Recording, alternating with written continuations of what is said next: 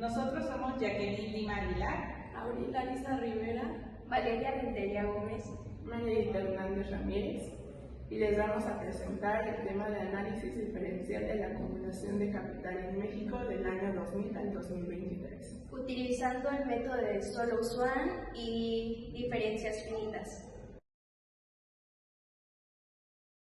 Introducción y marco teórico.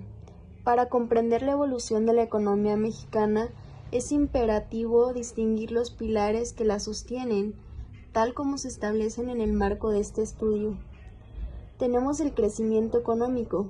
Este es el incremento en el valor del mercado de los bienes y servicios producidos por una economía. En este estudio lo medimos a través del PIB, que sirve como la base sobre la cual calculamos la inversión disponible.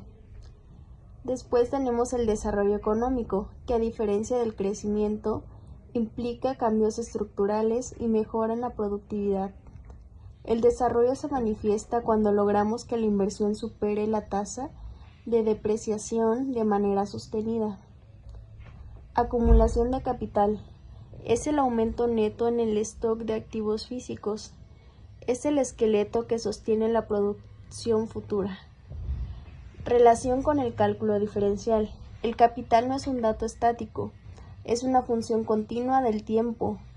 La función kt, la derivada kt o dk sobre dt, representa el flujo neto de inversión. Sin el cálculo diferencial no podríamos medir la velocidad a la que México se capitaliza. En esta parte voy a explicar de definición de variables y dinámica de cálculo. Cómo funciona matemáticamente la acumulación de capital en México utilizando el modelo de Solow-Swan y el método de diferencias finitas. El modelo utiliza varias variables importantes. La primera es el PIB o Producto Interno Bruto. Este representa toda la riqueza o producción generada en el país durante un año. En el modelo, el PIB funciona como el motor de la economía, porque mientras más producción existe, mayor capacidad tiene el país para invertir y seguir creciendo. La segunda variable es la tasa de inversión, representada con la letra S. Esta tasa indica qué porcentaje del PIB se destina a inversión en lugar de consumo.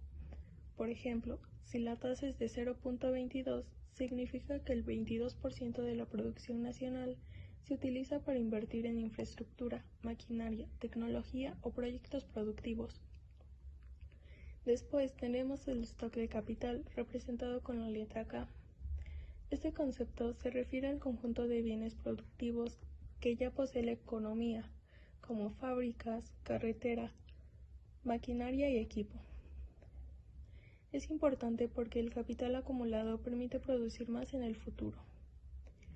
En el trabajo se menciona que el modelo inicia con un valor base de capital igual a 1, pero esto no significa que en México tenga literalmente una unidad de capital, sino que se usa como referencia matemática para observar cómo evoluciona el crecimiento con el paso del tiempo. También aparece el capital siguiente, representado como un K sub T más 1. Este valor representa cuánto capital tendrá la economía en el siguiente periodo en el siguiente año. La parte importante de esta sección es la ecuación de transición, la cual es K sub T más 1 es igual a K sub T más S sub T. En esta ecuación significa que el capital del siguiente año es igual al capital actual más la inversión realizada. Por ejemplo, si actualmente tenemos un capital de 1 y la inversión es de 0.22, entonces el capital del siguiente año será 1.22. La razón por la que se utiliza el método de diferencias finitas es porque permite analizar cambios año por año. En vez de estudiar el crecimiento de manera continua, se observa cómo evoluciona el capital en periodos específicos, en este caso desde el año 2000 hasta 2023. Además, el trabajo relaciona esta ecuación con el cálculo diferencial. La derivada del capital representa la velocidad de acumulación, es decir, qué tan rápido está creciendo la capital de la economía. Si la inversión aumenta, la acumulación de capital también aumenta. Pero si esta inversión disminuye o la economía entra en crisis, entonces el crecimiento del capital se vuelve más lento.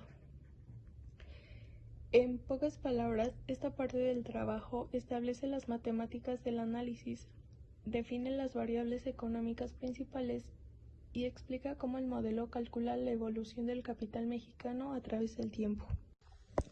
Desarrollo de cálculos desde 2000 a 2023. Primero tenemos el análisis del periodo de 2000 a 2001.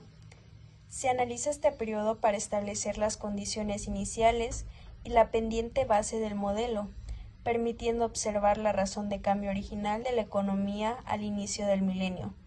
Para establecer la pendiente original de la serie, el primer cálculo define el vector de crecimiento.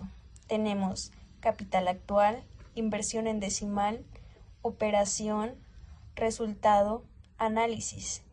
Este incrementó 0.22 unidades, lo que representa la razón de cambio inicial de la economía mexicana.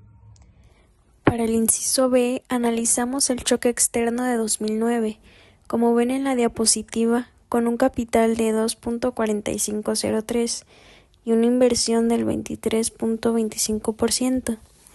El modelo proyecta un crecimiento a 2.6216.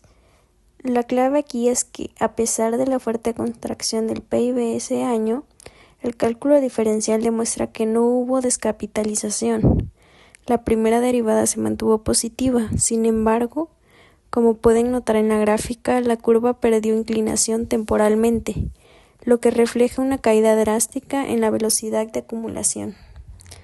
Para el inciso C, que es la etapa final de 2020 a 2023, evaluamos la etapa más reciente con un capital actual de 4.4876 y una inversión de 23.89%.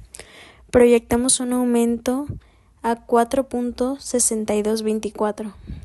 A diferencia del periodo de crisis, la gráfica nos muestra una clara resiliencia post-pandemia, con una curva cóncava hacia arriba.